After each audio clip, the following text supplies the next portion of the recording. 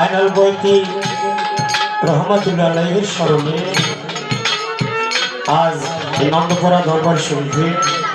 29তম বার্ষিক ওরস মাহফিলে দুরুদ মিলাদ মুনাজাত করলেন বর্তমান গদিনিশী মুর্শেদ মাওলা হযরত মুহাম্মদ রুস্তম আলী হাওলাদার মাস্টার সাহেব।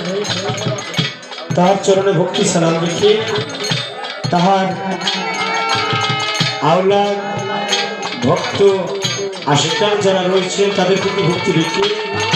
দয়াল বাবা বাদশাহ চন্দ্রের সকল ভক্তদের প্রতি আমি ভক্তি রেখে সমস্ত বিশ্বের সকল অলি আউলিয়া পীর পয়গম্বর গাউস কুতুব বিশেষ করে গাউসুল আজম মাইজ ভান্ডারী মালিকপুরী সুরেশ্বরী সালাল বাবা সহ আমাদের বারোলি সকল দরবারে ভক্তি রেখে সকল আশিকান জাকেরান হিন্দু মুসলমান সবার চরণে ভক্তি সালাম রেখে ভালো শিল্পী একজন পেয়েছি আমার